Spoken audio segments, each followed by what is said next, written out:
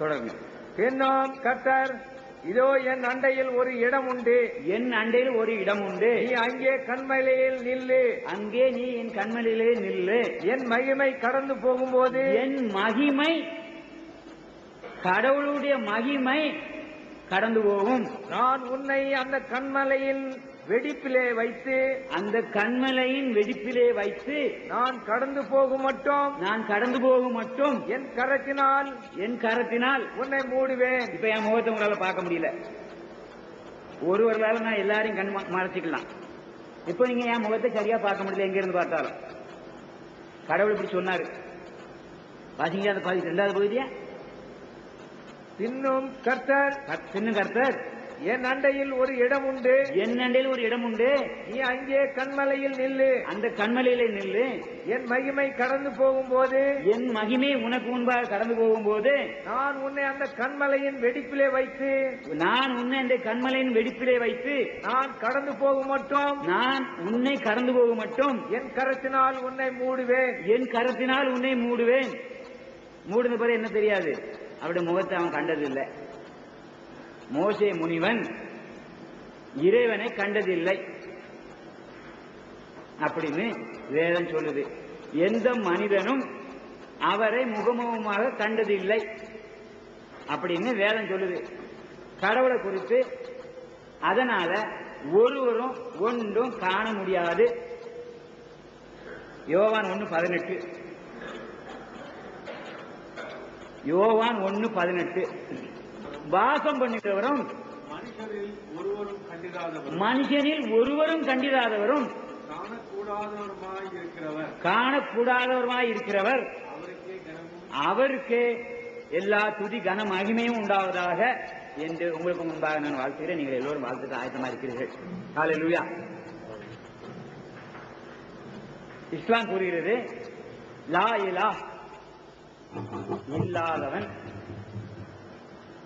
இல்லாதவன் இல்லாத ஒருவனை குறித்து நாம் இப்ப பார்க்க போறோம். அவன் அமாவாக இருக்கிறான் என்று சொல்லி சில முஸ்லிம் பெரியார்கள் எனக்கு சொல்லிக் கொடுத்தாங்க. அது சரியான வார்த்தை எனக்கு தெரியாது.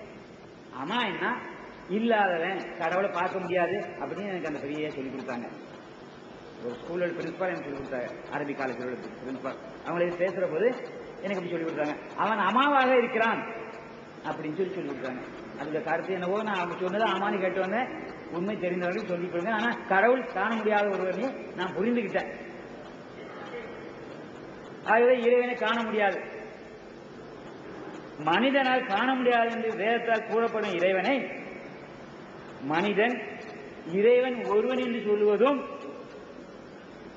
அப்படி அவன் ஒரு கடவுள் ஒருவன் தான் சாதித்தாலும் அந்த மனிதன் கூறுவது உண்மையாக இருக்க முடியாது.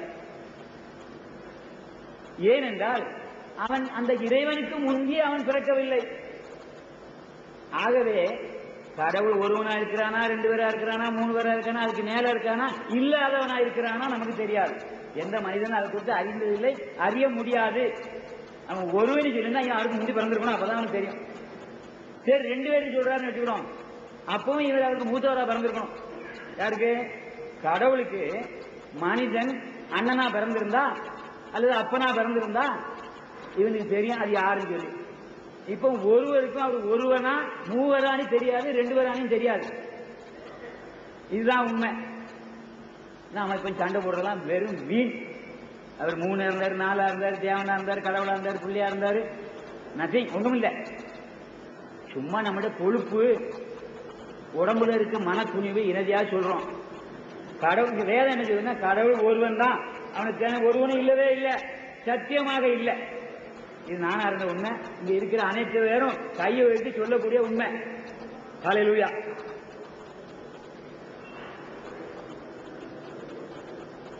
ஆனா பைபிள் ஒன்று சொல்லுது, இறைவன் இருக்கிறவராக இருக்கிறார் அப்படின்னு சொல்லுது. இறைவன் இருக்கிறவராக இருக்கிறாராம்.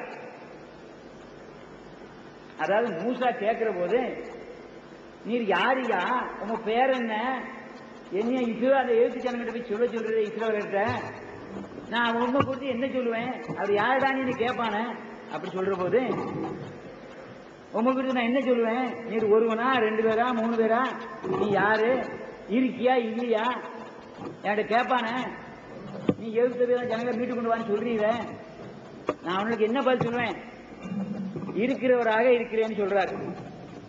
யாத்திராகமம் 3:14. அதற்கு தேவன் இருக்கிறவராக இருக்கிறேன் அப்படின்னு சொல்றாரு. இஸ்லாம் என்ன சொல்லுது? லா இலா அப்படின்னு சொல்லுது, இறைவன் இல்லாதவன். பைபிள் சொல்லுது இறைவன் இருக்கிறவனாக இருக்கிறார் அப்படி சொல்லுது.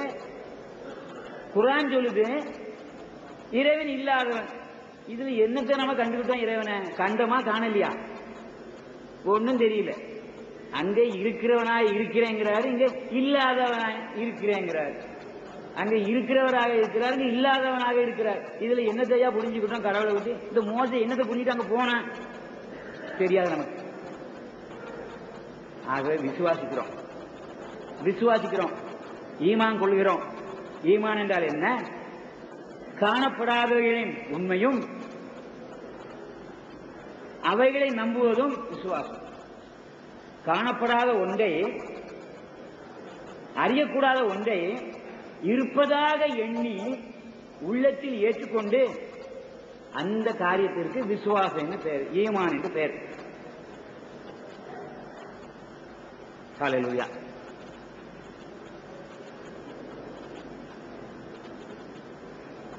அந்த இருக்கிறவராகிய அந்த இறைவன் அவர் ஒரு நாமத்தை அவருக்கு உடையவராக இருக்கிறதாக சொல்கிறார். யெகோவா அவருடைய நாமம் அப்படின்னு ஒரு வசனத்தை சொல்லுது. அந்த வசனம் தொடர்ந்து பாத்தீங்க 6:3, யாத்திராகமம் 6:3. அந்த யெகோவா என்று நாமத்தை உடையவர், இறைவனுக்கு ஒரு பெயர் சொல்லப்படுது, ஒரு நாமம். சர்வ வல்லமை உள்ள தேவன் என்னும் நாமத்தினால், தேவன் என்னும் நாமத்தினால் நான் ஆபிரகாமுக்கும் ஈசாக்குக்கும் யாக்கோபுக்கும் தரிசனமானேன். ஆனாலும் யெகோவா என்னும் என் நாமத்தினால் நான் அவர்களுக்கு அறியப்படவில்லை. விலைக்கு சொல்லல. என்னுடைய நாமம் இருக்கிறவராய இருக்கிற கடவுளுடைய ஒரு நாமத்தை அவங்களுக்கு சொன்னாரு. அந்த நாமம் என்றால் என்னன்னு சொல்லப்படல. அதாவது இருக்கிறவராய இறைவனுக்கு, இல்லாமல் இருக்கிற அந்த இறைவனுக்கு, நான் இப்பொழுது முஸ்லீமாக இருக்கிறபடியால், நல்ல ஒரு சிறந்த பெந்தேகோஸ்தே கிறிஸ்தவனாக இருக்கிறபடியால் நான் இதை சொல்லுகிறேன்.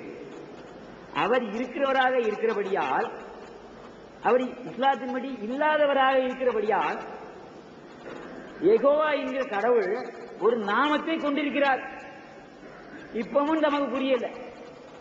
யெகோவாவையும் தெரியல, இருக்கிறவருடைய நாமத்தையும் தெரியல, இருக்கிறவரையும் தெரியல, இல்லாத இருக்கிறவரையும் தெரியல.